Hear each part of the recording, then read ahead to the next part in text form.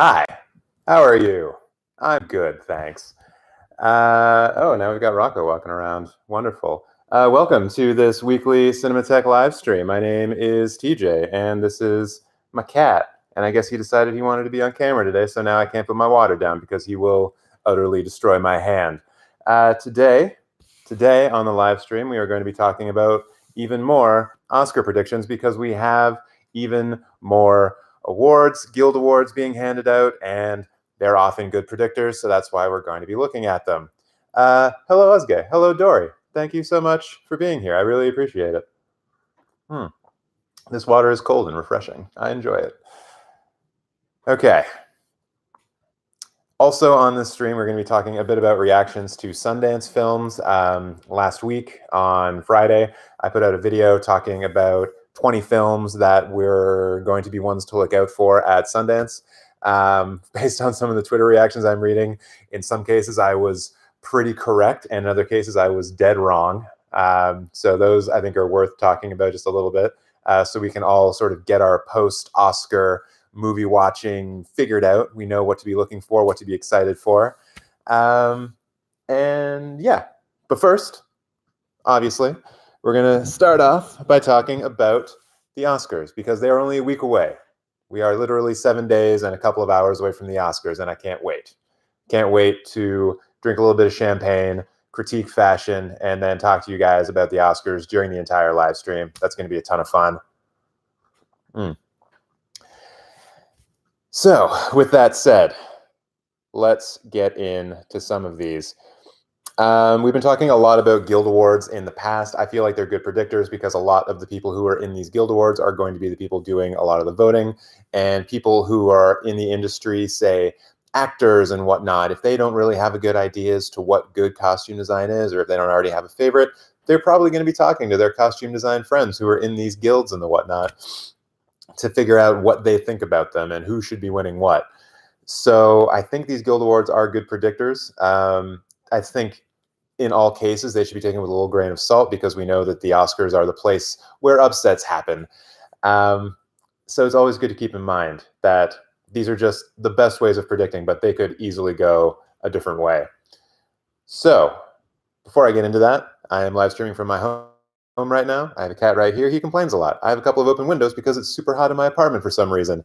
If you're hearing lots of other stuff, the traffic, I'm sorry. Not really much I can do about it right now. All right. We're done with those provisos. Let's talk about the Costume Designer Guild Awards. And they split things up in an interesting way, in ways that we don't really see in any other kind of Guild Award, except for perhaps the Makeup and Hairstyling Awards, which we're going to be talking about. Or no, these are the Makeup and Hair. No, I forget which ones I'm looking at. This is the Costume Designers Guild that we're looking at right now. Oh boy. Yeah, they split things up in an interesting way. I believe the makeup artist and hairstyling does something similar to this. But what the costume designers do is that they split up the awards for film between contemporary, period, and sci-fi fantasy. And so a number of the films who are nominated for Best Costume Design for the Oscars are split between these categories. So it's a little difficult to figure out where we're actually going to be going with the award. But let's just go through them. Let's go through the three anyways. I also think this is kind of nice because it highlights some films that had gotten almost no award season love at all. And it's good that their names are being mentioned because in a lot of cases they are quite deserving. So first, we have Excellence in Contemporary Film. And the nominees for that were A Beautiful Day in the Neighborhood, Hustlers, Knives Out, The Laundromat, and Queen and Slim. And the winner here was Knives Out,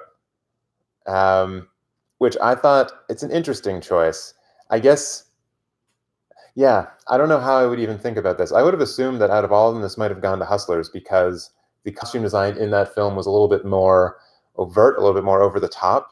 And I think there was a lot of character development and a lot of character hints that went along with the costume design choices in Hustlers. Whereas Knives Out was just like, here's a rich white family. This is what they look like. I also would have enjoyed seeing Queen and Slim win this one. Once again, not a lot of actual costume design going into it. I feel like there was maybe two things that the lead characters actually wore in it. but it did also have that nice little push, that nice little, these are the characters as they start, and then this is where they go, and the costume and how they change tends to reflect that change, which I think is cool. And also the laundromat just getting some love. I always enjoy it when Steven Soderbergh films get a nomination or at least some kind of acclaim. So it's nice to see that there. But Knives Out, the winner in costume design for contemporary film. Interesting. And now we have excellence in a period film, which I'm going to say right off the bat, why wasn't Little Women in this category? Probably should have been. Also, an interesting little thing to note here. Dolomite Is My Name is considered a period film for these awards, but A Beautiful Day in the Neighborhood is considered a contemporary film. And I feel like A Beautiful Day in the Neighborhood takes place in like not that far after Dolomite Is My Name, like maybe 10 years past. So, or maybe it was the early 90s, actually. I can't quite remember when that film takes place.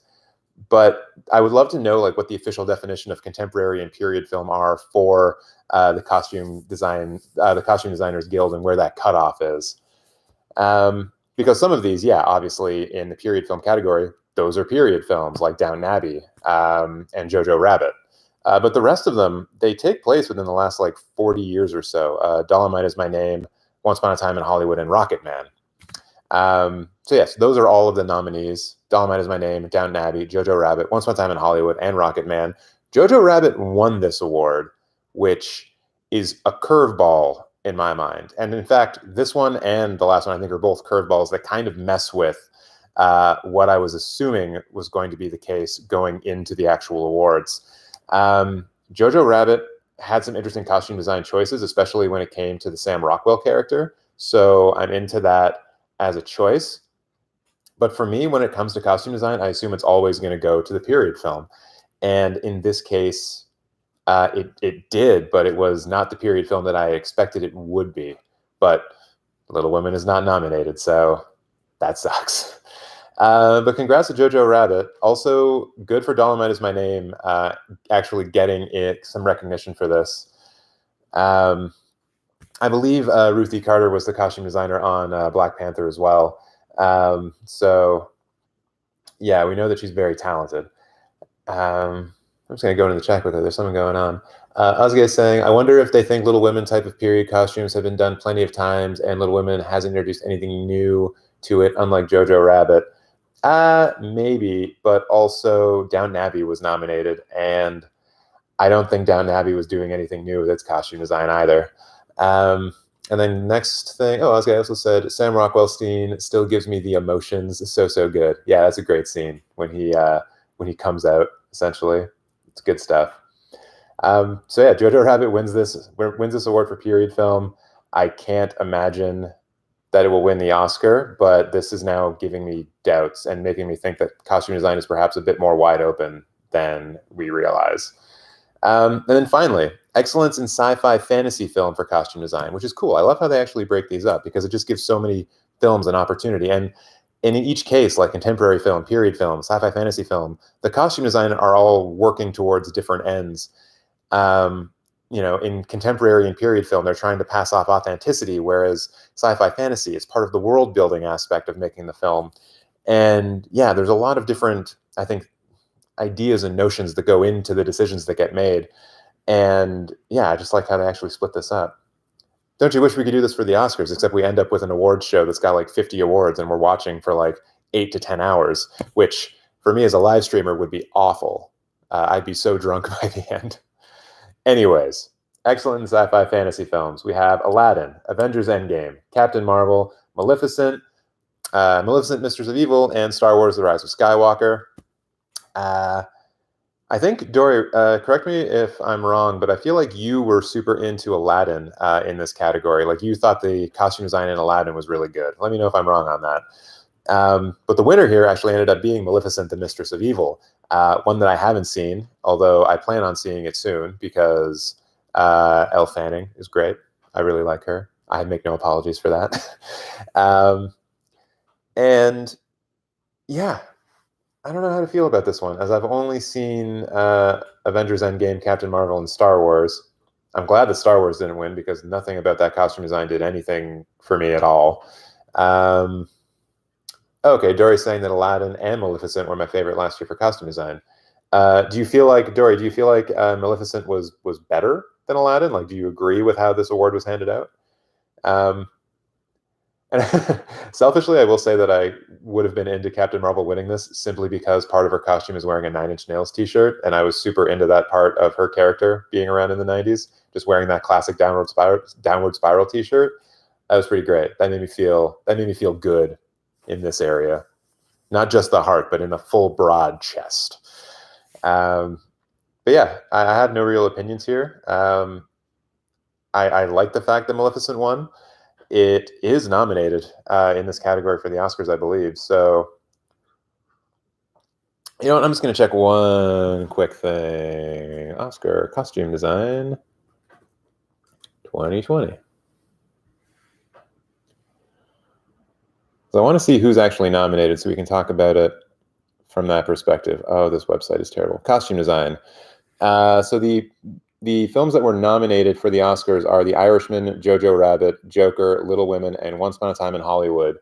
So out of those 5 films, the only one that actually won one from the costume design standpoint was Jojo Rabbit.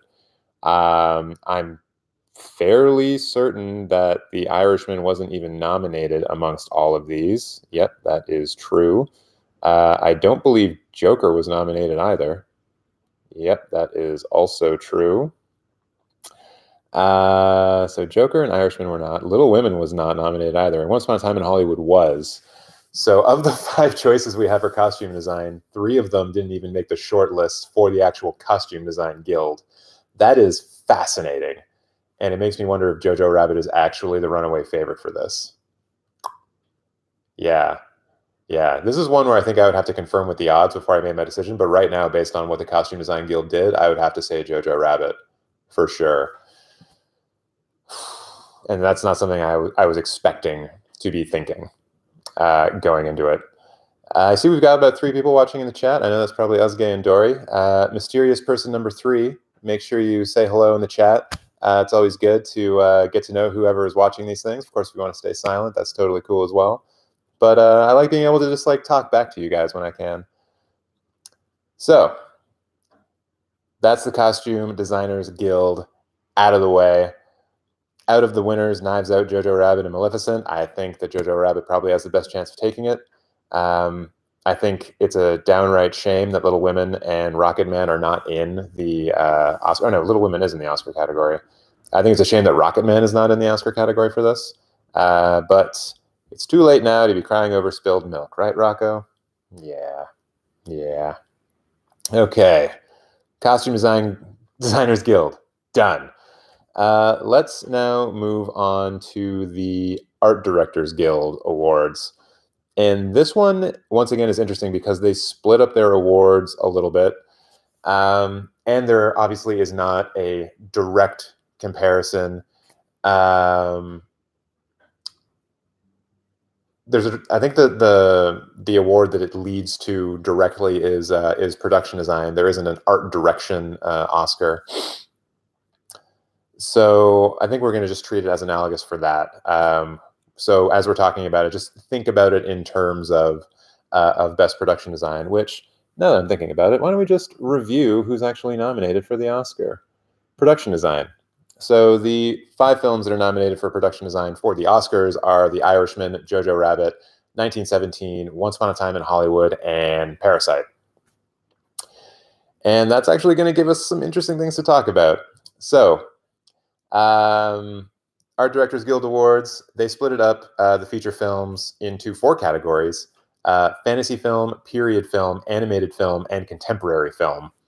So we know that the animated film one is not really going to play into the Oscar talk at all. So let's just first start with fantasy film. And also there are no nominees listed here at what I'm looking at, so I can only really talk about the winners. For fantasy film, the winner was Avengers Endgame. It's not eligible for the Oscar. I think people who really like Marvel films are going to enjoy that it won that award. I have to imagine that it would have been up against Maleficent as a fantasy film, as well as some of the other Marvel films. Yeah. So, I mean, good for that film. It might be one of the only things that wins this year, but good for that. So then now we get into the more interesting ones. So we have period film, and the film that won for period film was Once Upon a Time in Hollywood, and that is nominated for the Best Production Design Academy Award. And I have to wonder if maybe it's going to take it. But there's also something else to consider here, because we have the Contemporary Film Award, which went to Parasite, which is also nominated for the Oscar.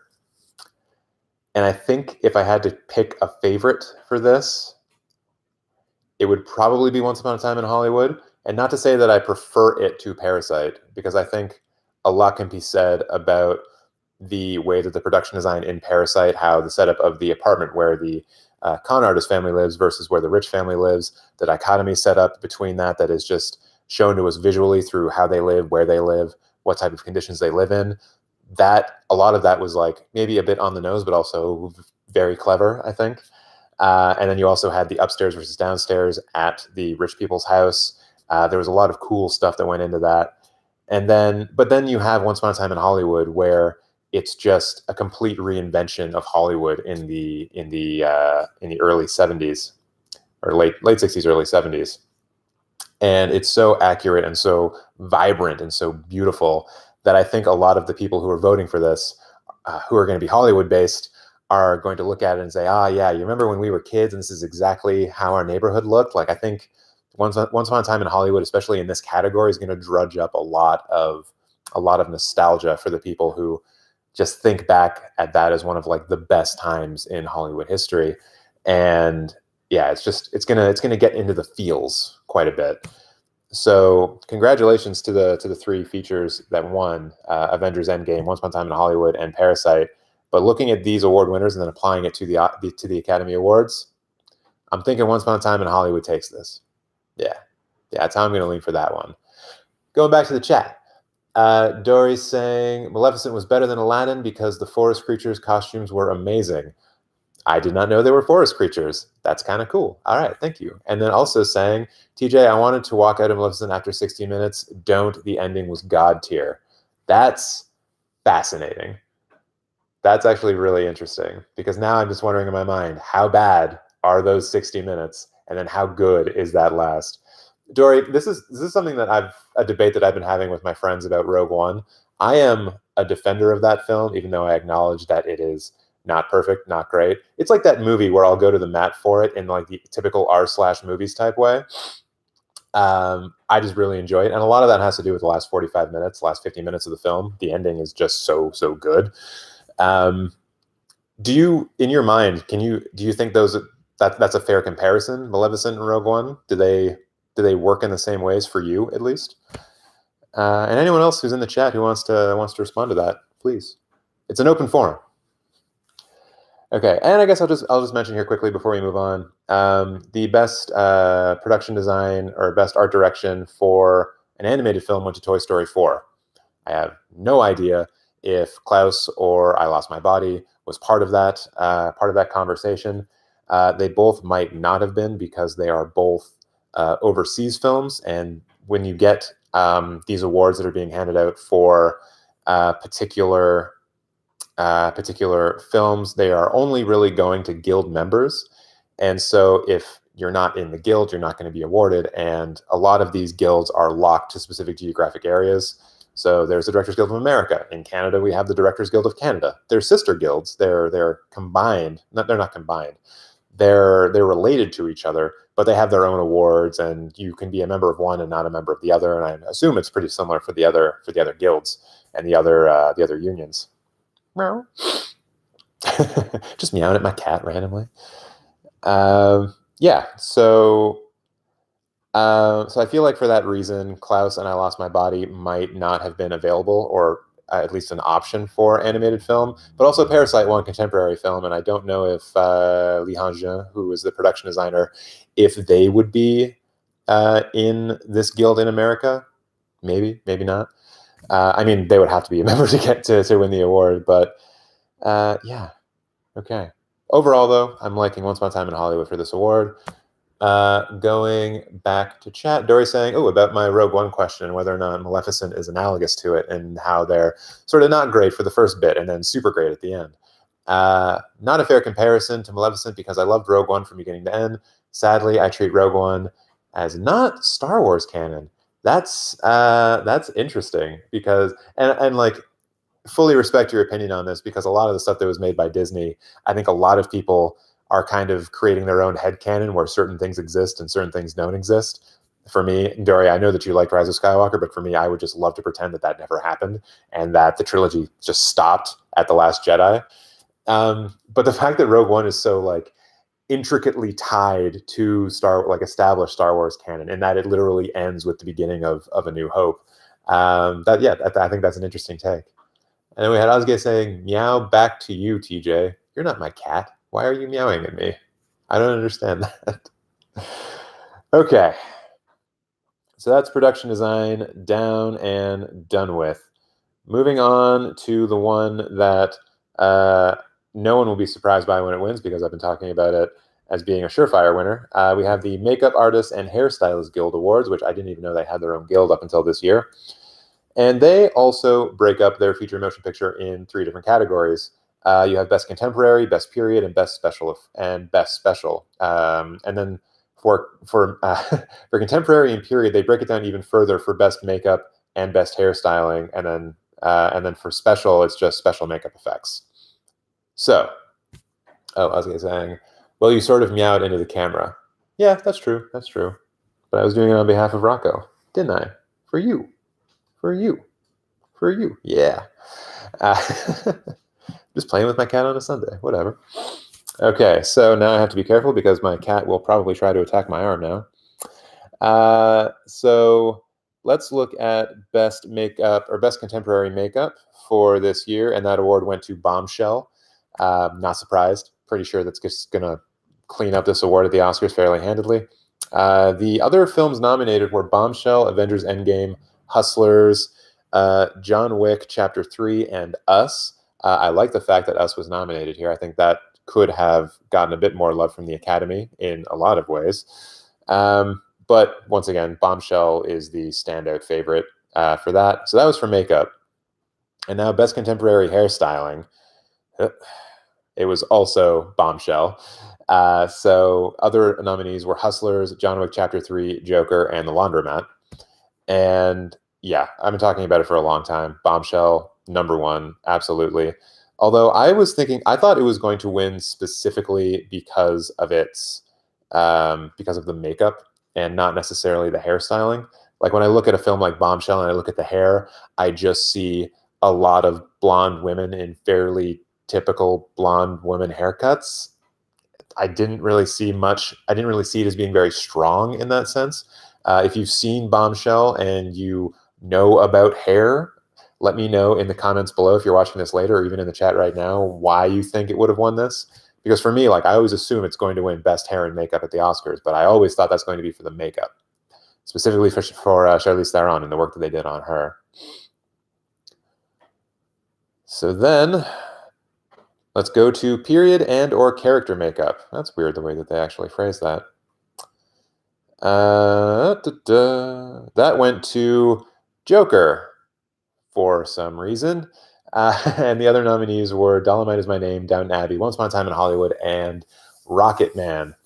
And I guess because maybe this includes character makeup, they're looking at the final form of Joker and how he looks like after he adds his own makeup to the end, and maybe that is what put it over the top. It had something more visually big to anchor itself to, whereas for the rest of these, with the exception of Rocket Man, it's more about just recreating a certain time period and the look and feel of a certain time period while also having the makeup kind of disappear and not be totally obvious. It's accurate, but not in your face.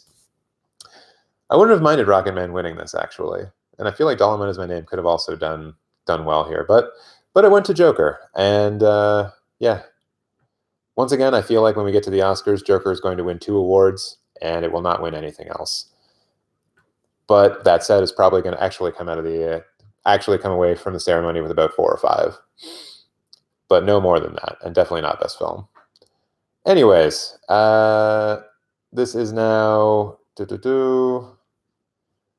This is now the next one, which I believe was no. Which one was this? Sorry, everyone. I'm just sort of like navigating around a not very good Wikipedia page. Best period and/or character hairstyling, which went to Downton Abbey. And the other nominees included Dolomite Is My Name, Maleficent, Once Upon a Time in Hollywood, and Rocket Man. Downton Abbey makes a lot of sense here. There's a lot of work that goes into the hairstyles that go into that. Especially in a period drama, all the hair gets like put up, and there's lots of crazy stuff going on. Yeah, I respect that decision. It's just too bad that it's going to lose to Bombshell. All right, and now I'm going to take a look at best special makeup effects. I don't really know how much of a well, I was about to say I don't really know how much of an effect this is going to have on the Oscars, but Bombshell won, so it's really just another way for Bombshell to say, "Hey, look at us, we're the best." So the ones that were nominated here were Bombshell, Captain Marvel, The Irishman, It Chapter 2, and Rocket Man. I was not expecting to see It Chapter 2 there. But Bombshell, I think it basically wins us again for the makeup that went into making Charlize Theron look so much like Megyn Kelly. It was stunning. We all remember when that trailer dropped and everyone was just like, "Who's that? That's Charlize Theron. Oh my God." It was just, yeah. And that ripple effect is just going to carry through for a bit. Gonna go back to the chat now. Ozge saying, "I wonder if Bombshell won because it's hard to film straight hair. Continuity sometimes get messed up when characters have straight hair." Really? I would not have guessed that. As you can tell, I don't have to worry about my straight hair ruining continuity. So yeah, I never thought about that. Is somehow straight hair harder for continuity than curly hair? I don't know. That's something I've never had to consider before. Oh, and then she quickly says, I'm probably wrong. You might not be. You might not be. I just don't know why it would be. It's true. As someone with no real hair to play with, yeah. Curious. All right. So, basically what we get out of the Makeup and Hairstylist Guild is that Bombshell is still hands down the best and most probable pick out of this category. I would consider it a 100% lock. I did before this, and now I still do. No doubt has been cast into my head. And yeah, I'm pretty confident with that. So now we go on to the last awards, the last Guild Awards that we are going to be talking about, and that is the Writers Guild. And they did some things. They did some things that might make things a bit more difficult to predict. So first, as we've been doing, let's just quickly go over who is actually nominated for the Oscars for these. So for adapted screenplay, we have The Irishman, Jojo Rabbit, Joker, Little Women, and The Two Popes. And then for original screenplay, we have Knives Out, Marriage Story, 1917, Once Upon a Time in Hollywood, and Parasite. And we also have a good kitty. Yeah, we do. Nope, now he's getting violent. So let's do adapted screenplay first. Hey, stop it. Don't hurt me. I feed you. You should be nice to me. What did I say? I said we were doing adapted screenplay first? Yeah, adapted screenplay. It's hard for me to concentrate when I have a cat trying to ruin my hand. All right, adapted screenplay. At the Writers Guild, the nominees were A Beautiful Day in the Neighborhood, The Irishman, Jojo Rabbit, Joker, and Little Women. I had been thinking that this would have been the Oscar where Greta Gerwig wins, and then she's allowed to go up on stage and basically roast the Academy for fucking her over so badly again. But according to the Writers Guild, that is not what's going to happen because Jojo Rabbit won. And I don't agree with this. Jojo Rabbit is a good film. It's well written. I have no qualms with it whatsoever. But it's not on the same level as Little Women, especially when we're talking about an adaptation. And maybe it's because Jojo Rabbit is less well known. Maybe it's a bit quirkier. It's a bit more comedic. It's a bit more light. But it's hard for me to look at what Greta Gerwig did with Little Women, how she adapted it, how she added to it, what she did with the characters, and how it all came together, and how that script would have been the first step on that journey to actually getting the film to where it is.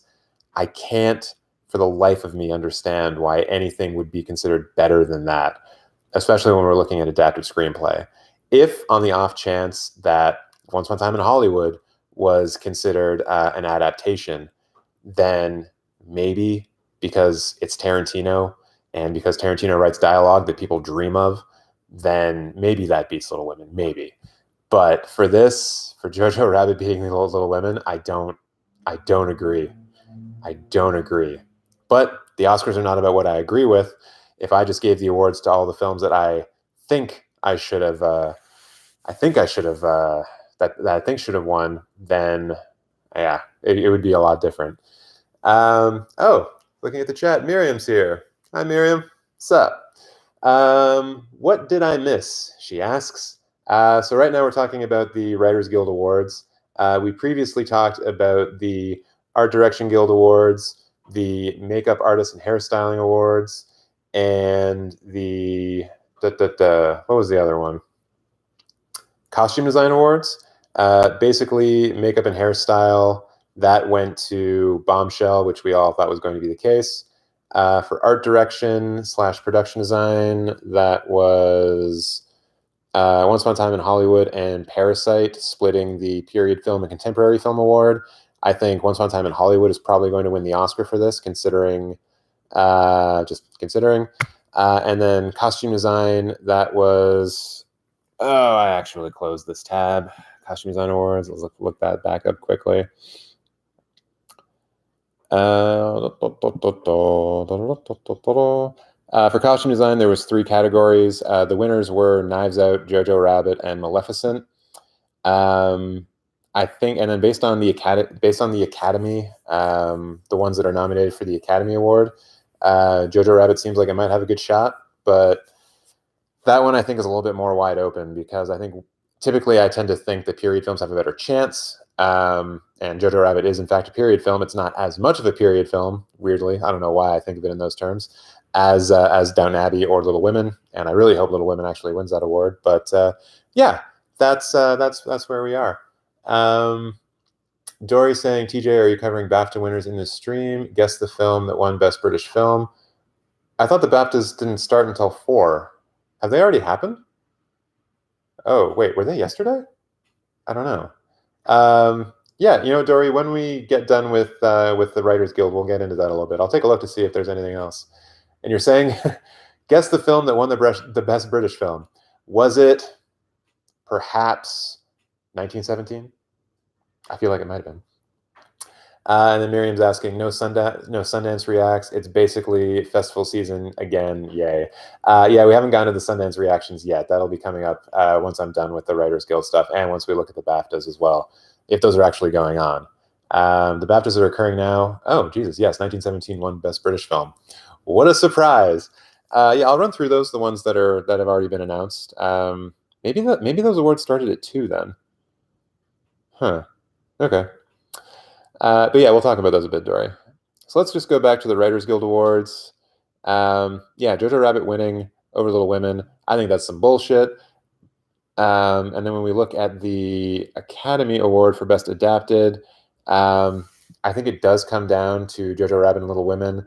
And I guess Jojo Rabbit pulls ahead at this point as far as who is actually going to win the Oscar. I really hope that's not the case, and that there's going to be enough of a vote dedicated to giving Greta Gerwig something that she's going to win.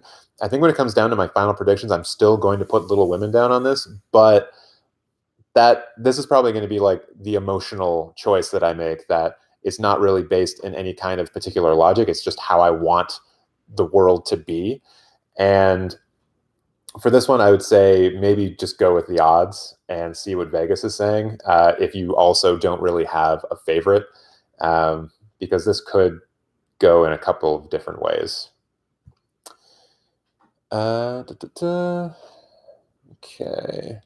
Let's just see. Dory's saying the BAFTAs are occurring now. 1917 won Best British Film. Cool. And then BAFTAs broadcast on BBC America at 8 p.m. EST tonight. Okay. Yeah, you see, that makes sense for BBC America to be doing that. I was under the assumption that the BAFTAs, like they're live right now. I just thought that they were starting at 4 p.m. Eastern, which I guess wouldn't actually make sense because that would be 10 p.m. in London. It'd be 9 or 10 p.m. in London. So yeah, that wouldn't make any sense. So yeah, maybe they start. Yeah, I guess they would have started at 2. Okay. So yeah, we'll look at that. We'll look at that. And then we have the best original screenplay, which the Academy Award nominees were Knives Out, Marriage Story, 1917, Once Upon a Time in Hollywood, and Parasite. And the WGA award for original screenplay went to Parasite, which really blows up that category in my mind. The nominees for the WGA were 1917, Booksmart, Knives Out, Marriage Story, and Parasite. It's interesting to note that Once Upon a Time in Hollywood is not on this list. So I don't know what that means for the actual Academy Awards. I love the fact that Parasite won this. Without Once Upon a Time in Hollywood being on this list, I would have thought for sure that it would have gone to Marriage Story, but I guess people are not into Noah Baumbach this year, at least for this category. And yeah, it went to Parasite, which is just wild to me. And it is nominated here as part of this, but it's going up against Once Upon a Time in Hollywood. It's going up against Tarantino. And we've seen in Oscars past where if there is a frontrunner for Best Director who is not Tarantino, but Tarantino is nominated, typically Tarantino gets the writing Oscar instead. And with Dory mentioning that Best British Film went to 1917, I feel like it's going to win Best Film, and I feel like Sam Mendes is going to win Best Director at the BAFTAs. That's pretty much shored up, and so Tarantino will not be winning Best Director over Sam Mendes at the Oscars. I have to imagine that Tarantino still is the favorite for this, and it's the one that I would pick. But the fact that Parasite won the WGA award for it is giving me doubts. It's making me wonder if that's what's actually going to happen. Yeah, I don't know. More questions than answers. I feel like going through all of these. Okay, so those are all the ones that I wanted to mention. Just to talk briefly about the actual Oscar live stream that I'm going to be doing. Before that happens, on Friday, I'm going to be putting up a video that has all of my locked Oscar predictions, the ones that I'm going to be putting down and saying and ranking against myself. That'll be coming out on Friday. That's going to be the Friday video. So I'm going to try my best to see all of the short films at TIFF. They have them all. It's just a really weird scheduling thing. Plus, I'm also going to try to see Birds of Prey this week and do a quick reaction video to it on the Thursday, if I can. It's kind of a busy week. So yeah, and then also because it's the weekend, because it's that weekend, I'm pretty sure I'm going to be able to do a live stream reaction to the Independent Spirit Awards on Saturday. So if you want to see me all weekend, starting Friday through Sunday, you will be able to. And then yeah, there will be and the Color of Pomegranates discussion video that I promised will be coming out on Tuesday. It's actually shot. The footage looks good. I just need to edit it. There will be no screw ups for that one. I promise. And then I think that's going to be all that's coming out next week. Yeah, Color Pomegranates on Tuesday, maybe a reaction for Birds of Prey on Thursday, my Oscar predictions for Friday, and then streaming on Saturday and Sunday for the Independent Spirit Awards and the Oscars, plus the Oscars pre-show, where I get to talk about fashion and pretend like I know who designers are, who I totally, absolutely don't. If you're into fashion, please make sure to come around and help me out with that and tell me what you think about it, because I'm not going to have a goddamn clue. So now we're done with those. Let's take a quick look at the BAFTAs. Let's see what's going on with the BAFTAs right now. BAFTA Awards 2020. There's some kind of live thingamabob going on. Not a live stream. I'm just looking more for, there we go, Variety with the winners list. Updating live, even though for the SAG Awards, I think they were updating things incorrectly. We won't hold that against them, though, will we? Let's see. So they have not handed out Best Film. They have not handed out Oh yeah, outstanding British film went to 1917. It was up against Bait for Sama, Rocket Man, Sorry We Missed You, and The Two Popes. Yep, that makes a lot of sense. Best animated film went to Klaus. Interesting. Okay, and it was up against Frozen 2, a Shaun the Sheep movie, Farmageddon, and Toy Story 4. Fuck. Yo, I think we got to consider Klaus the frontrunner now for best animated film. I think that's how it's going to go. That's just too many awards that it's won. It did so well at the Annies. It was the biggest film at the Annies, and now it's won best animated film at the BAFTAs, which is another big one. Yeah, Klaus. Can you imagine if that's the one that Netflix actually decided to put the money behind for the campaign? They were like, you know what? The Irishman's going to do what The Irishman does. Marriage Story's going to do what Marriage Story does. Let's put all of our money behind Klaus. Like, unreal. But I think it could actually happen. Let's see, what else we got? There are a lot of awards that have not been handed out yet. Oh, Best Original Score went to Hildur Gudnadottir for Joker. So, excuse me, I had to get a drink there. Yeah, that's another one of my 100% locks for the Oscars. This just cements that even more. It was going up against in this category 1917, Jojo Rabbit, Little Women, and Star Wars: The Rise of Skywalker. So I think that's pretty comparable to the Oscars list. Yeah, Joker. That I keep saying that Joker's going to win 2 awards. It's going to be Best Actor and Score. That's where I'm leaning. Best Production Design. They gave that to 1917. That kind of just blows up what we were talking about as far as the art direction awards go. Let's see, who is production design? The Oscars had this going for The Irishman, Jojo Rabbit, 1917, Once Upon a Time in Hollywood, and Parasite. Yeah, I can see this going for 1917. I feel like we were talking about the differences between Parasite and Once Upon a Time in Hollywood and how that might go.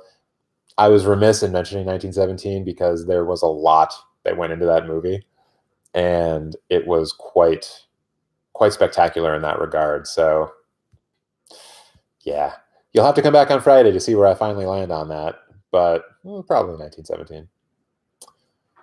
They haven't handed out costume design yet. Ooh, makeup and hair went to Bombshell. Yeah, like we always knew it would. It was up against 1917, Joker, Judy, and Rocketman. Yeah, this makes a whole lot of sense. Bombshell, huge lock. Sound. I wish they split sound up like the Oscars do, because then it would help with these predictions. But for sound, the nominees were 1917 Joker, Ford versus Ferrari, Rocketman, Star Wars, The Rise of Skywalker, and 1917 won. Not surprised. I imagine 1917 is going to come away with quite a few of the technical awards at the Oscars, so this makes a lot of sense to me. I don't know if I'm going to end up picking both sound mixing and sound recording for 1917.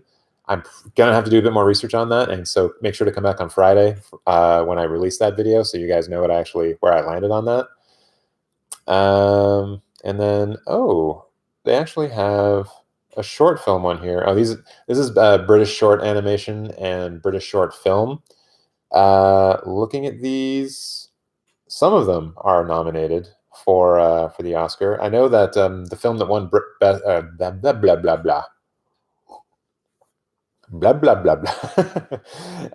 film that won Best British Short Film was Learning to Skateboard in a War Zone If You're a Girl. I know that that's nominated for the Oscar for Best Short Film. I can't remember if it's in the documentary or fiction section. I think it's documentary. But that is, like, having not seen those films yet, that is my current pick to win. Just based on kind of the logic of it. It's skateboarding, which is a somewhat uniquely American, or at least was a uniquely American pastime, being transported as a way of, like, and I'm just thinking out loud as to what this film probably is. It's an American pastime being transported and put onto a war zone, and I imagine it's going to talk about how skateboarding gives people freedom to express themselves and things like that. And Americans are going to watch that and be like, oh, look, this American thing that we invented is helping people feel free. We're free. Everyone's free. Awesome. That's great. So that's kind of where I'm leading where I'm leaning on that one right now. But I still haven't watched them, so that could potentially change. So I'll just do a quick refresh to see if anything else. I don't want to spend too much time on this because obviously this award show is going to be going on for like another couple of hours, and I will not be on stream that long. It's Super Bowl day, and I got to get a party organized, which is going to be super fun. Best editing went to, that one just happened. Best editing, the nominees were The Irishman, Jojo Rabbit, Joker, Ford vs. Ferrari, and Once Upon a Time in Hollywood. Surprise here, I thought Thelma Schoonmaker was going to win it, and she didn't. It went to Ford versus Ferrari. Interesting. Not saying that the editing in Ford versus Ferrari was bad. It doesn't fit into my ideal as to what editing should be, which is one of the reasons why I kind of dismiss it. But from an action standpoint, the way that the action was cut together, it was pretty competent. So yeah, okay, so that happens. Let's take a quick look at the editing for the Oscars, actually, and just see what's going on.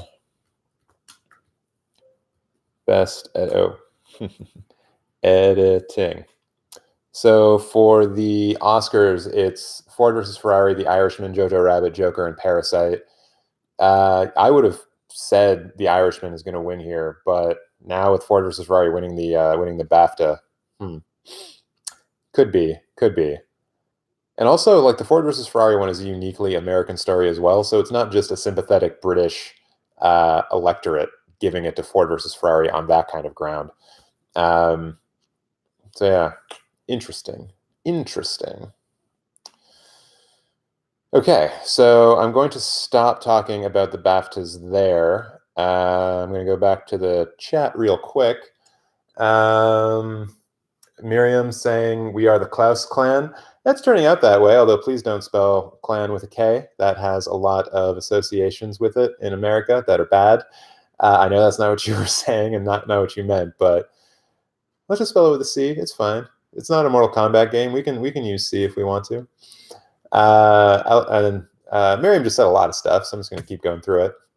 LOL, it's cute to see you mention the Annies.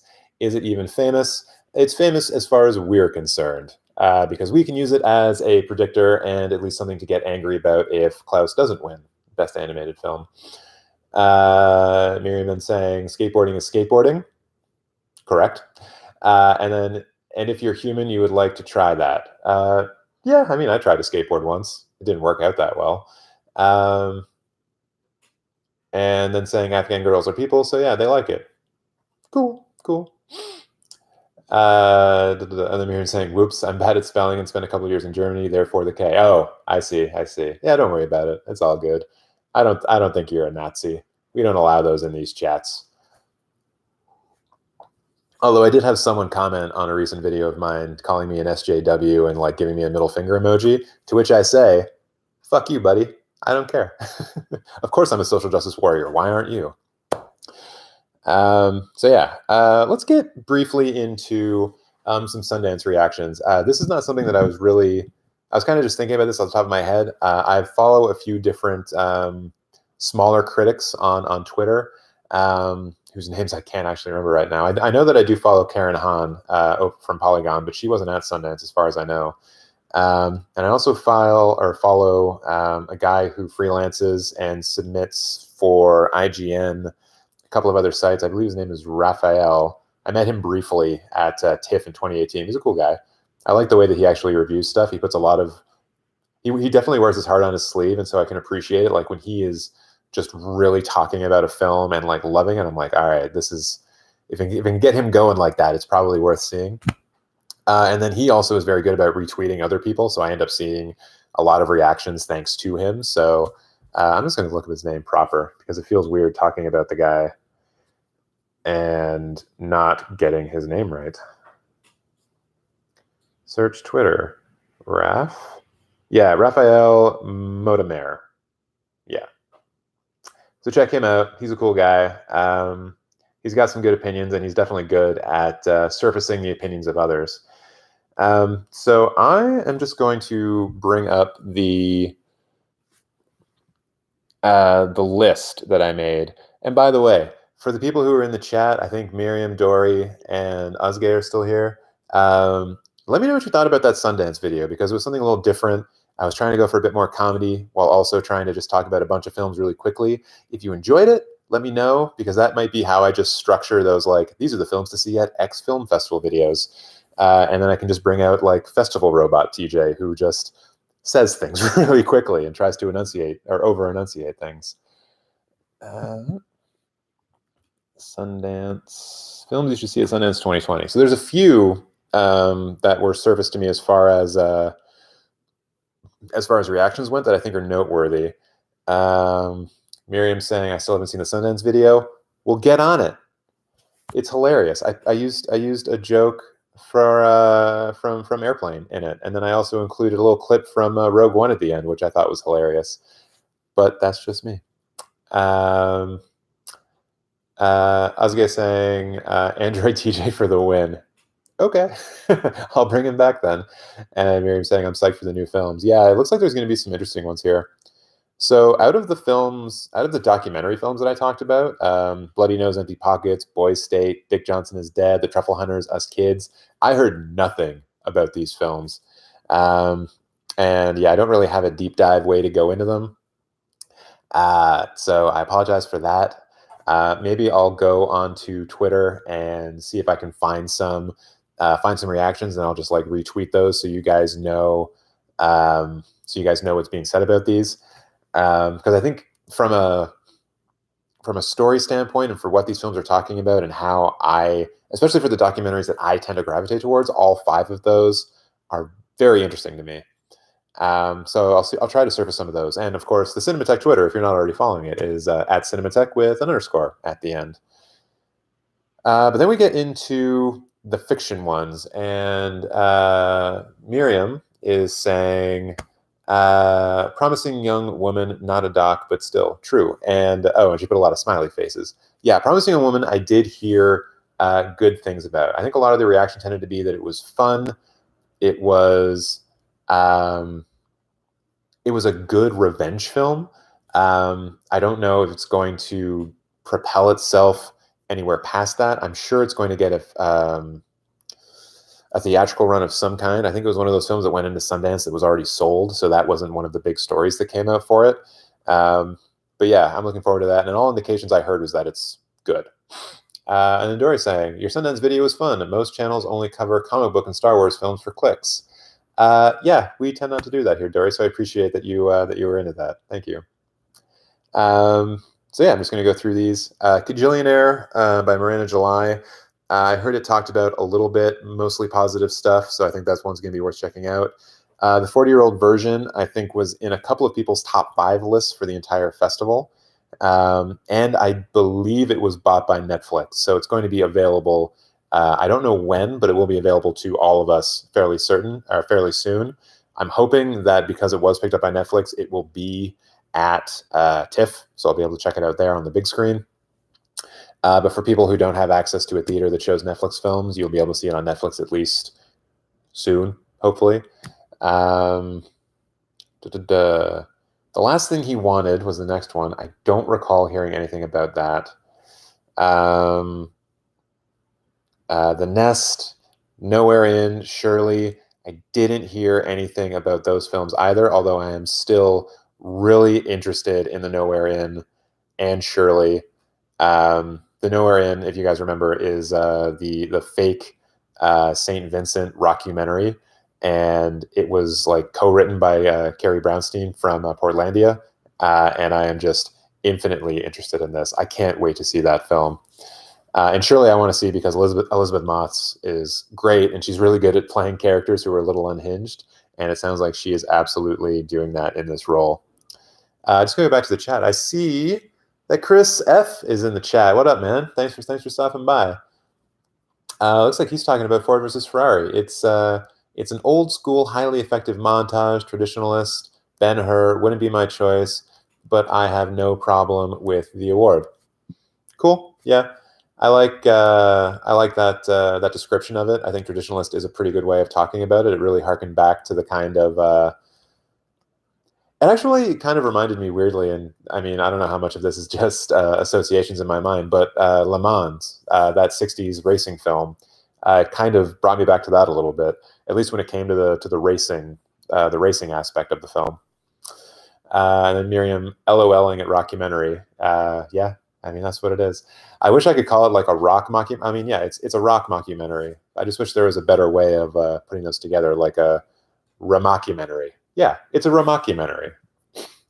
And then this is Spinal Tap. Yeah, that's what I think this film is going to be playing off of, but less so in the way as a critique on stardom, which is a lot of what this is Spinal Tap is, and how relationships are affected by extreme fame. I feel like the Nowhere Inn touches a lot more on identity and how having kind of a personality like Saint Vincent be the one that's projected out to the world, and then having Annie Clark being your own personal identity, how those two identities can clash together, and where one stops, one where starts, but it's also just going to be funny and entertaining. So yeah, really interested in that. Then the next one that I talked about in the video was Zola, and there were a couple of films that had really interesting reactions. You had the people who were saying that, like, yeah, this was good, but then you also had a kind of sub conversation on Twitter about how white critics, or at least not black critics, talking about some of the films that focused on African American leads, or at least situations that involved African Americans more so than white people. Zola fell into this, and then I can't remember the other one. But a lot of people were talking about how, white critics were reacting to Zola being very praiseworthy, I believe, and then the African American critics were less good with it. They were less fine with it. And I think it wasn't ever explicitly said, but I think sort of the undercurrent of that was, for some of these films, the white critics were a little bit gun shy at criticizing something that came from either a person of color or featured people of color in the film, whereas the African American critics were more willing to openly criticize the films. I wish I'd been able to get more into the weeds on that one, but that was kind of what was being surfaced to me as I was monitoring the conversation going around Sundance. But I think the Zola actually ended up doing fairly well for itself in terms of I think it got bought. I'd have to double check, but I think it did well for itself. Or no, sorry, it's already A24 already got it. It was a pre-festival buy, so that will be in theaters, I imagine, sometime this year. And then I didn't hear anything about the Glorias, which is too bad, because Julianne Moore and Alicia Vikander being in that is something I'm interested in seeing for sure. Lost Girls, I didn't see anything mentioned about this, but there is a trailer for it on the Netflix YouTube account. I haven't watched the trailer yet, but the fact that it's there means that it's obviously coming out on Netflix, which makes me really happy. This was probably the fiction film that I was most psyched for. It was directed by Liz Garbus, who I talked about in the video, but she's like one of the most decorated documentarians in American history. She's won Peabody's and Emmy Awards, and she's been nominated for Academy Awards all over the place. And now she's just making a serial killer film about a dude who actually existed and was killing people on Long Island. And that's just, yeah, that sounds super fucking cool to me. And then I did not hear anything about Impedagore, which is a shame because it looked like all kinds of good. Just gory Indonesian ridiculousness. I'm all about that. Promising Young Woman, heard good things about, as I mentioned. That one will be coming out, I think, fairly soon. I wouldn't be surprised if that had like a March or April release. Let's check that out. Promising Young Woman, release date. Probably going to be something that is limited before it goes wide. Oh, would you look at that? This release, damn it. The release date is for its premiere at Sundance. So let's see. April 17th is going to be coming out. So that'll be a good one. A nice little pre-blockbuster film. Yeah, that one's going to be good. Oh, Miriam in the chat saying April. Thank you. We all got there together. Next one up. Wendy was the next one. Didn't hear anything about that. No. I did hear something about that. I think the main criticism of it was that it's just Peter Pan again, which I talked about in the video. And then the specific critic who was talking about it was saying that it didn't do anything with it. It was just Peter Pan again. And there wasn't enough about it that elevated it beyond the initial myth. It was sort of the question coming up is, why does this exist? Or it's not like how with, say, Little Women, where Greta Gerwig actually changed and updated the film and made the story more relevant for today, and actually just did a great job putting the whole thing together. The basic thing around Wendy, or the basic reaction from what I read at least, was, why though? So then moving on to Possessor, the Brandon Cronenberg film. This one had some pretty positive stuff coming out about it. I think people were saying that it was one of the more gory films of the festival, which I'm good with, and also that of all of the horror films, it was in like the top couple. I had heard that The Relic from a few people, and I didn't mention it in my list because I didn't really know a lot about it. I think the director might not have been well known, and that's why it didn't pop out at me. But The Relic, according to a few people, was the best horror film of the entire festival. There was also another film in the festival that people were saying was this year's version of Get Out. It might have been The Relic. And if I can remember which one it was, I'll let you guys know on Twitter. But that one, whatever it is, would be worth looking out for. But I think both The Relic and Possessor are going to be pretty great. Minari was an interesting one. This one has Stephen Yeun in it, who is in Burning, which is excellent. By the way, I see you guys in the chat. I'm going to talk about your stuff. I just wanted to get through these movies first, because we've been streaming for over an hour, y'all. This one's been going on for a bit, which I love. I love talking with you guys. So yeah, Minari stars Stephen Yeun, and the reaction that I got from it was, oh, excuse me, that was a terrible. Well, it wasn't a terrible burp, but it was a burp.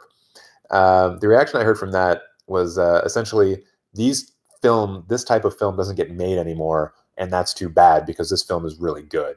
I think even one person said that this was like Stephen Yeun's best, which is crazy considering how good he was in Burning. So yeah, I feel like this one's going to be more. Well, actually, I shouldn't say anything about the style of it because I really don't know anything about it aside from the basic plot line of it and the general reaction that happened with it. But it sounds like it's going to be pretty cool, and I'm happy that it's getting the kind of recognition that it is. And you know what? When I was talking before about Zola and how there were the two different reactions about the film and how people were talking about it between, say, African American critics and white critics, Bad Hair was the other one, where it seemed like the discourse was a little bit split, where the white critics were being far more forgiving. At least that's what I think that was happening, at least as far as like the underlying tensions between critics at Sundance, if we want to talk about it in that kind of way. So yeah, Bad Hair. Generally, what I was hearing about it was good, but just that there was an interesting split between. There was an interesting split. Yeah. And what was it? And then Falling was the one that I put in there as my bonus because it's directed by Viggo Mortensen. It's his first film ever directing.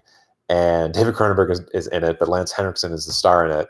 And I heard from someone, it might have been someone in the chat, I can't really remember, that it's just like 2 hours of watching the most despicable human being on Earth. And by the end, it's like there's nothing else. He just still is the most despicable human being on Earth.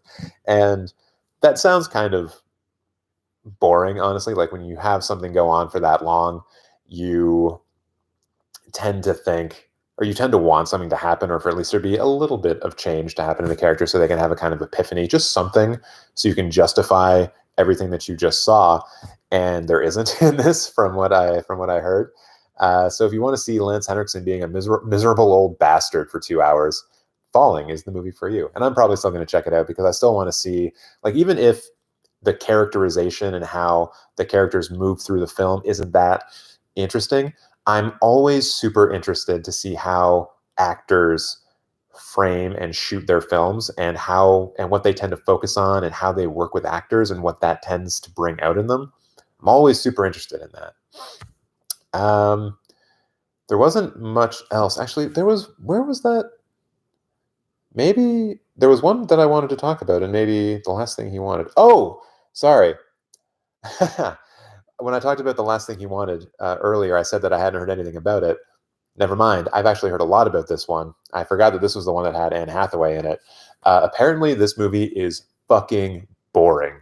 Like, just a boring goddamn movie. And Netflix already had it, and they've had it for a while. And I guess I wasn't really aware of it up until it got announced for Sundance, but apparently there was some wonderings going on in the industry as to why Netflix bought it and then held on to it and didn't try to push it for award season, because people saw that it was an Anne Hathaway, Willem Dafoe film directed by Dee Reese, who directed Mudbound, which Netflix did push for the Academy Awards when it came out in 2017. And yeah, people were wondering, well, why isn't The Last Thing He Wanted getting a push? And it turns out that the movie is just boring as all hell. I heard from a couple of critics on Twitter that people were just straight up falling asleep during the screening. I don't know when it's going to be released on Netflix. I assume it's going to be fairly soon. Netflix might be trying to like dump this film. But yeah, I might still check it out just to see like what everyone's talking about. I also heard that the movie gets better when Anne Hathaway comes into it, which is weird because I just assumed she was the star of the film and is in most of it. But based on the description of the plot, that it's Anne Hathaway being a journalist in Central America who has to take over gun running from her father because the father has like past debts or whatever. And I think Anne Hathaway uses that opportunity to basically embed herself in gun running and all that kind of stuff to be able to report on it better. The first part of the film might just be Willem Dafoe running guns, which you think would be fun. And then Anne Hathaway comes into it later. That could be what happened. But yeah, I don't know. Anyways, yeah, people thought it was boring. Just letting you guys know. So yeah, that's all the films. I brought up Relic, or The Relic, which a lot of people were talking about, which is pretty great. There were some other ones that were being talked about. I can't remember them off the top of my head. But if you want sort of someone, I mentioned him before, but Raphael Monamer, Monamer. Sorry, excuse me, Raphael Monamer. He was at the whole fest. He was retweeting a lot of people. I was just following him on Twitter. Let him know that I sent you. He has no idea who I am, but he's a smaller time critic, but I appreciate the work that he does. He was doing a lot of stuff. That was good. Okay, so let's go back to the chat. Miriam saying that feminist vengeance films are the best. I agree. I think Dory, in his retracted message, had said Sympathy for Lady Vengeance, which is correct. That is a good film. Also, Miriam, I don't know if you've seen them, but the original Lady Snowblood is great. It was the basis for Kill Bill, or at least the character of the bride was taken from Lady Snowblood. There's also a Japanese series about a female prisoner. I think it's called like Female Scorpion Prisoner 4 something or other, 432, something like that. Those are supposed to be pretty good revenge films as well, female revenge films. What else? Yeah, typically, yeah, they're pretty great though. They're fun films to watch. Then we got Chris F saying, production design win for 1917 is a clear choice to me. That entire world is physical sets, miles long, with design of it also integral to direction, camera, etc. True. Yeah, it's hard to imagine that film losing. Before, Chris, I don't know if you were here when I was talking about production design, because the winners in the Art Directors Guild was Parasite and Once Upon a Time in Hollywood.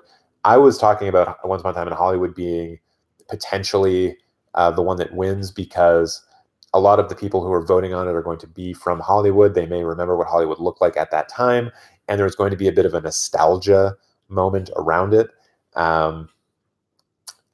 People might just vote because that's how they remember Hollywood being, whereas a lot, like, no one would really be able to look at 1917 and be like, oh yeah, it's just like I remember, because none of the voting members of the Academy fought in World War I.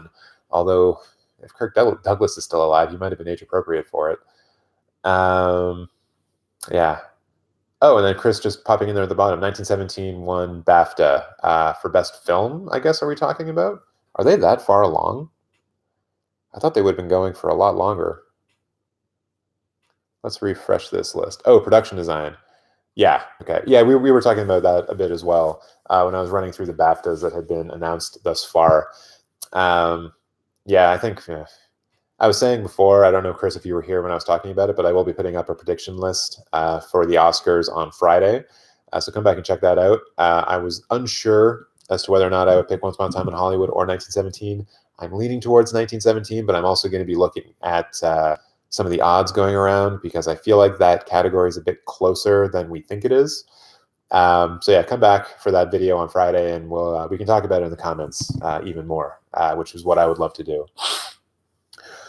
So, Chris F. then also saying Klaus won the BAFTAs. We talked about that previously and supporting how the Annies went. Yep. Really hoping that Klaus wins. As Miriam said it earlier, we are all the Klaus clan with a C. So yeah, that would be fun. Dory's saying that Antebellum starring Janelle Monáe, the next Get Out. Yeah, I am super psyched for that movie. I want to see that real bad. It looks sci-fi and it's got Janelle Monáe in it, and I want it. I want that movie so badly. The trailer gets me so excited every time I see it. 100%. I'm probably going to do like a reaction video for that movie when it comes out. It just looks so fucking cool. And then Chris F saying, nice thing won BAFTA for production design. Yep. Oh, and then Dory saying, thanks for the Lady Snowblood. I'd never heard of it until now. Yeah, it's one that I did not know of until Criterion picked it up for release. They did a dual release, Lady Snowblood 1 and 2. And it's a very, very, very good movie. But it treats the action. I know that I said that it inspired Kill Bill. And the fight that the bride has with the crazy 88s, it didn't inspire that bit because that's just like a very long fight sequence where lots of people get killed. I'm more so talking about the fights with like the Lucy Liu character in that film, where you're basically just kind of you're waiting there, and then there's just kind of like bam, bam, bam, like literally in the blink of an eye, the fight is over, and someone has their arm off, and then you have like the blood coming out in that kind of Kill Bill way. There are a few duels like that throughout the film, but it's more of a character study of women and how women were treated and how they had to live in the more feudal eras of Japan. And it takes its revenge cues from that. And yeah, basically, Lady Snowblood is just like a female samurai who just chops the shit out of people, but does it in that precise, fast, fights are over in the blink of an eye kind of way. And then you also just get like the huge gushes of blood coming out of people, which I think was also an inspiration for. I mean, obviously, Kill Bill had a lot of that. And I think maybe that was more of a trope in Japanese martial arts films, at least of that time period.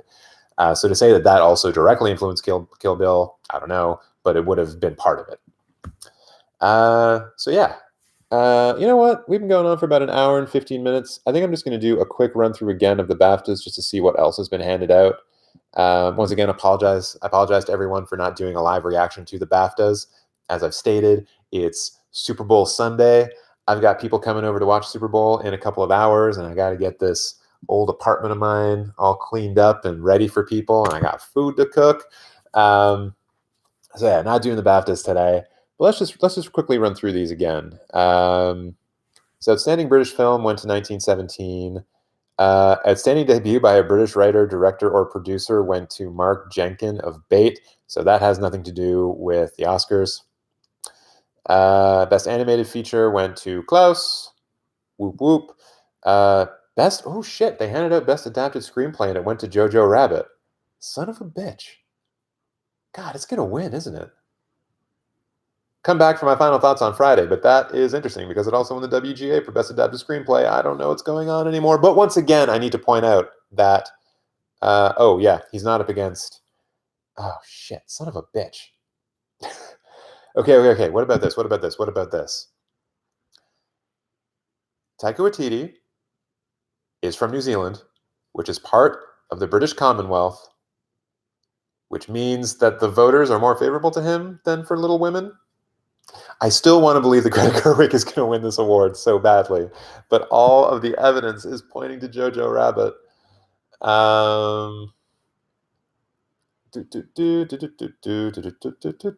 Just going to the chat because people just got real amped about that. Miriam saying Jojo Rabbit sucks, seriously, and then Chris saying amazing screenplay, and then Miriam saying that Jojo Rabbit was not the Nazi sympathizer shit. I don't think that Jojo Rabbit was a Nazi sympathizer film. Like, it was a pretty open satire of Nazism and how ridiculous it is. If you guys want to have like a civil discussion about it in the chat, please go ahead. I'll come back to it a little bit and give my thoughts on it. But yeah, for me, it's not about Jojo Rabbit being bad or the screenplay being bad, because I don't think it's a bad screenplay. I always have thought that Taika Waititi is a very talented director. Yeah, I think that Taika Waititi is a very talented director and writer. For anyone who hasn't seen it, his early film Boy is excellent. Still the best thing that he's ever done in my mind. If you're really into Marvel films, like, I'm sure you think that Thor Ragnarok is probably one of his best works, best things that he's ever done. But Boy is amazing. Go check it out if you can. If you're in the States, I think it's on Canopy. So I'm looking at you, Dory, specifically. If you haven't seen Boy, check it out. But yeah, I guess Jojo Rabbit's probably going to win screenplay. I don't know. Come back for my thoughts on that on Friday, but that's weird. Oh, Best Supporting Actress went to Laura Dern for Marriage Story. No shock. That's 100% lock. Best Original Score went to Joker. Also 100% lock.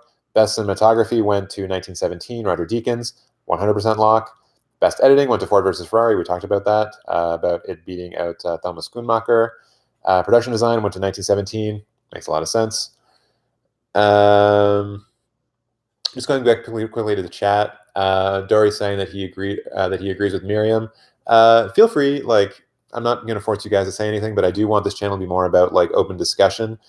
And so if you're going to say like I agree with someone, just give me a point. You know, like, why?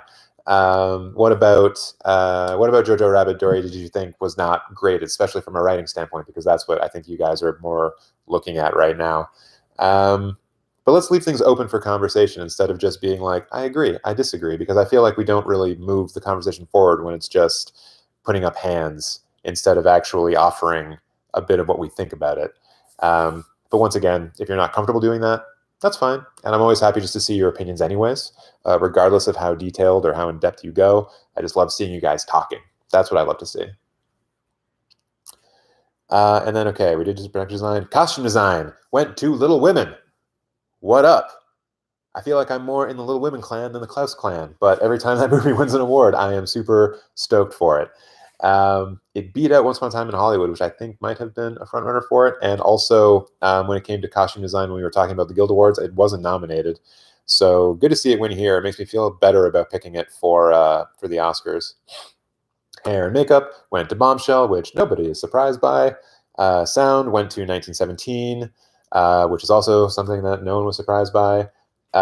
British short animation went to Granddad Was a Romantic, directed by Miriam. Miriam, did you direct a short film? No, it went to Miriam Mohajer.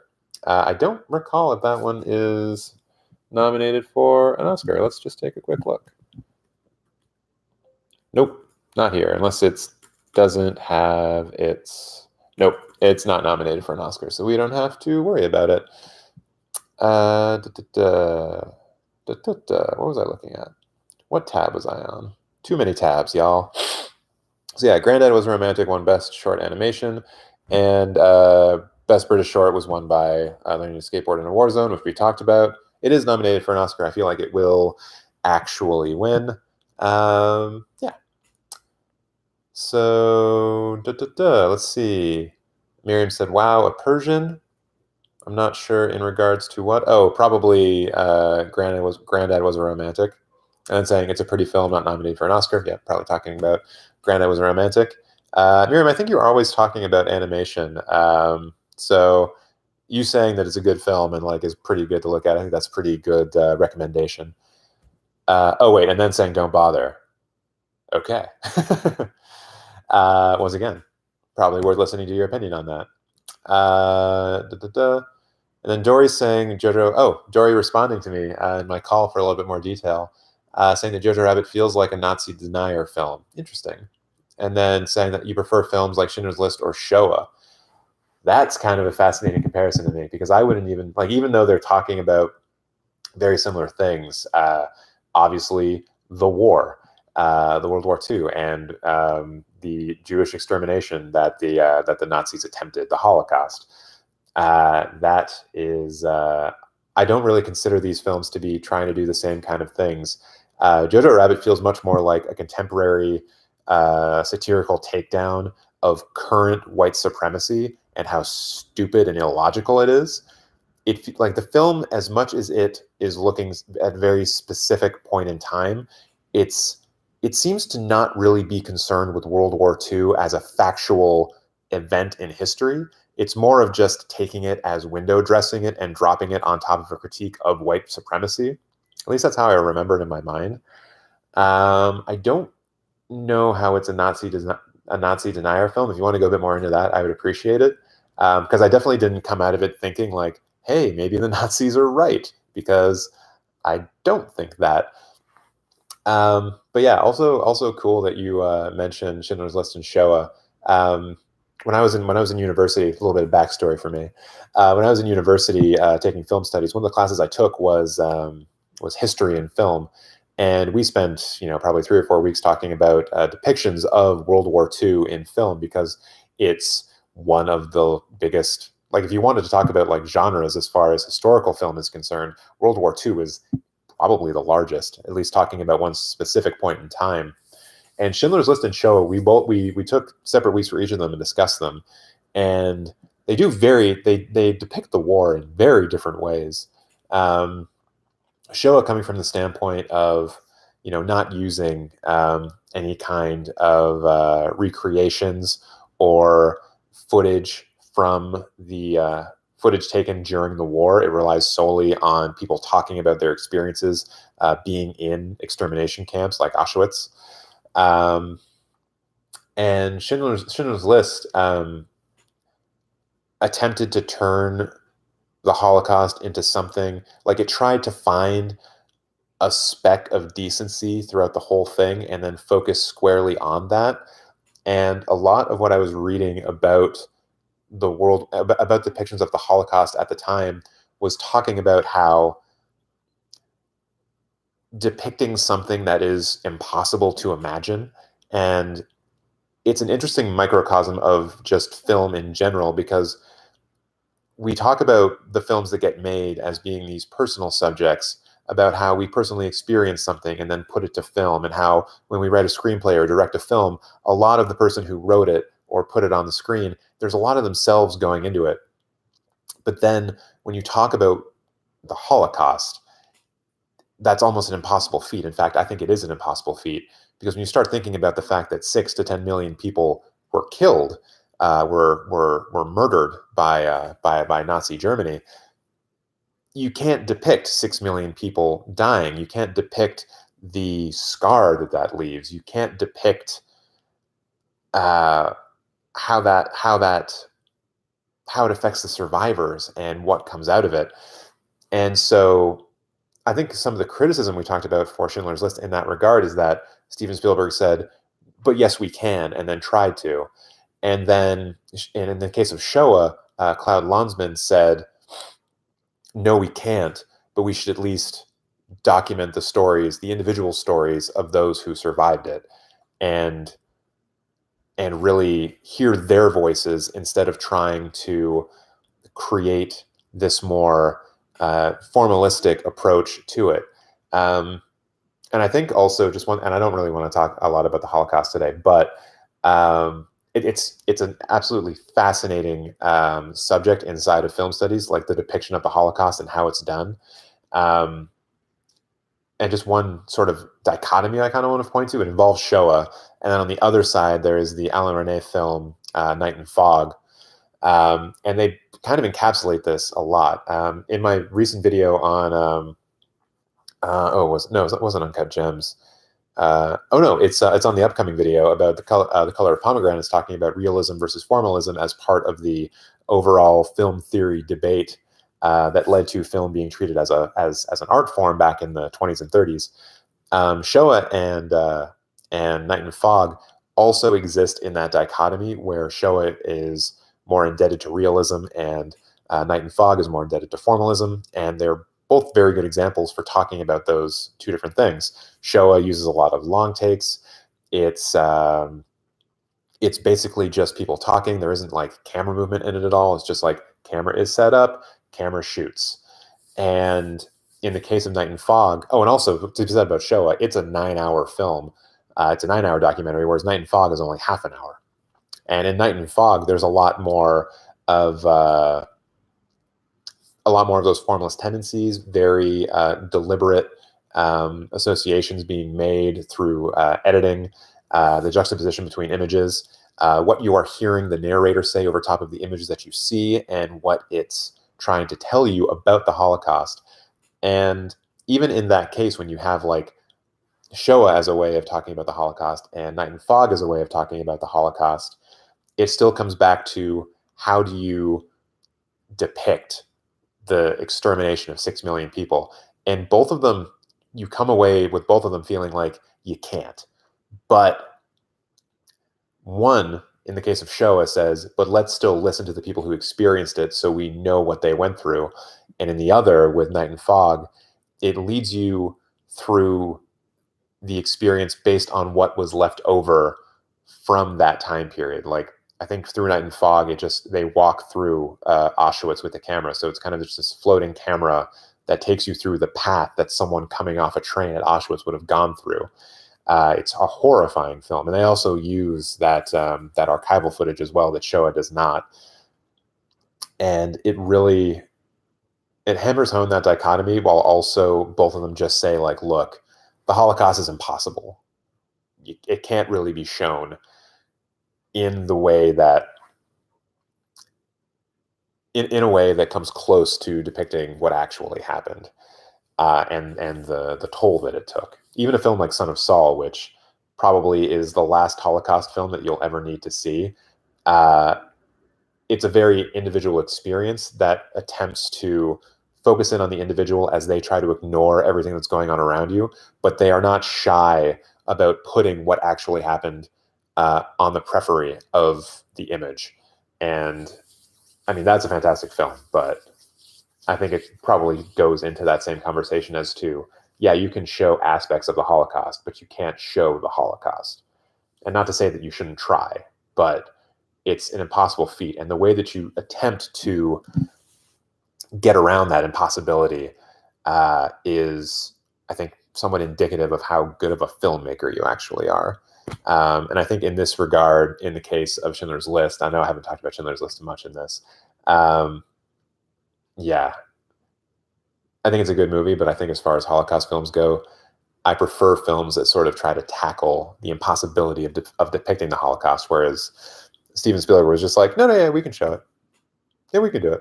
But we're going to find that one good story in it. And I wonder, like, what is the point of trying to find good in the Holocaust? I don't really think there is one, but that's just me. So that's an impromptu rant on Holocaust films. So Miriam's saying, don't bother Googling if she's nominated for an Oscar. Miriam Mahujir wasn't. Okay, going back to that. Thank you for that.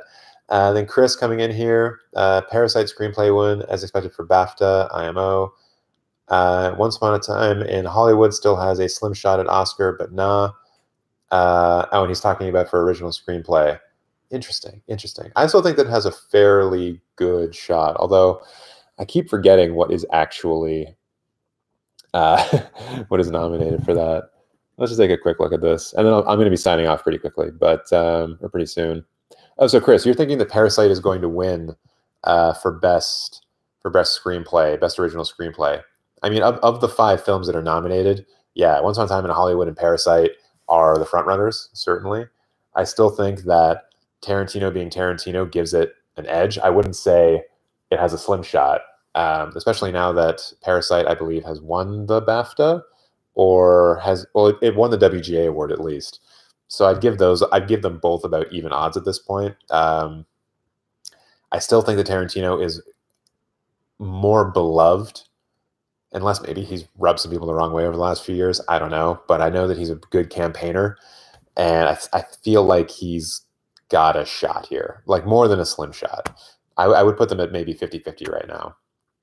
But yeah, okay. We've been going for about an hour and a half. It's a bit longer than I expected to be streaming. But yeah, that's about where I'm going to end things right now. If you guys have any other little questions you want to throw in here quickly, just quick stuff.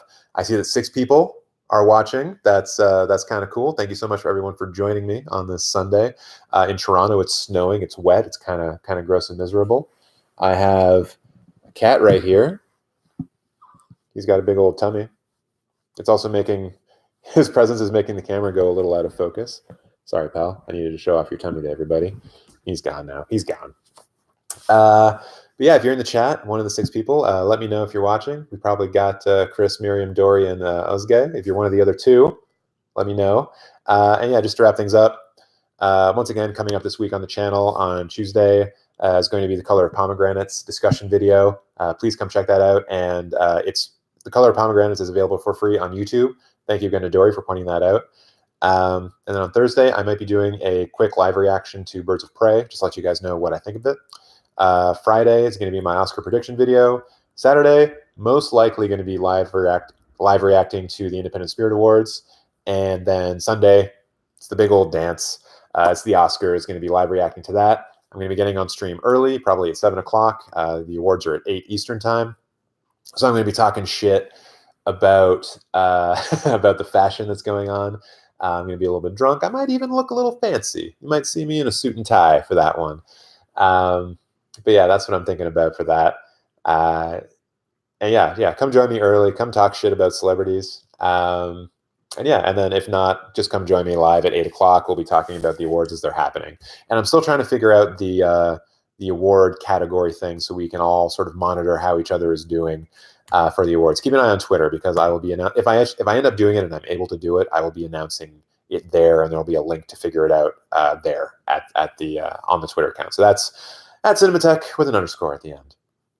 And then Miriam's saying, where do people watch the Oscars in Canada? They will be broadcast on CTV. So if you have over the air, you'd be able to pick that up for free. If you have a cable or TV account of some kind, you probably have access to CTV through Livestream or on your TV. Yeah, it'll be on CTV, Miriam. Also, a bunch of the independent theaters in Toronto do Oscar screening parties. So you could do, the Paradise has a screening party, the Royal does, Hot Docs does, the Fox does. I don't know about the Regent or the ones further to the north of downtown, but likely they do. But if you go to one of those, you can hang out on stream with us, and wouldn't that be a lot more fun? Also, I won't have the award ceremony on the stream, but the volume on my TV might be kind of high, so you'd be able to hear them. Maybe you would.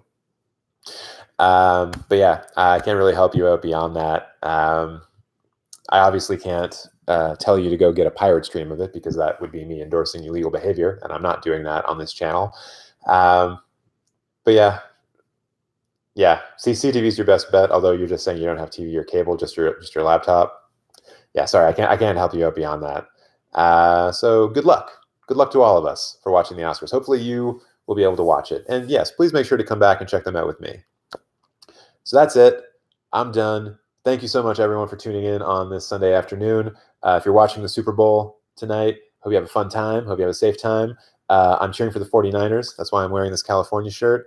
I have no real reason for anything. I have no skin in this game at all.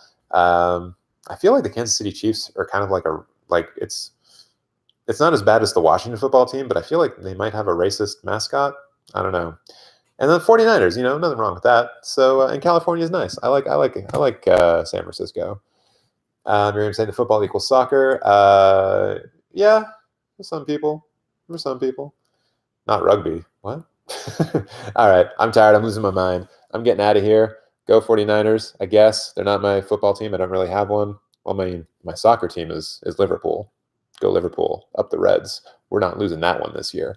But cool. Thank you so much again for everyone hanging out. Have a good one. And I keep hitting my mic. I'm so sorry. That was probably been bothering you all this whole time. I'm out. I'm done. Enjoy your Sundays. Have a good week. Come back here on Tuesday, and let's keep this conversation going. See you later. Bye, bye, bye. Oh, God damn it. Yes, end the stream, YouTube. Jeez.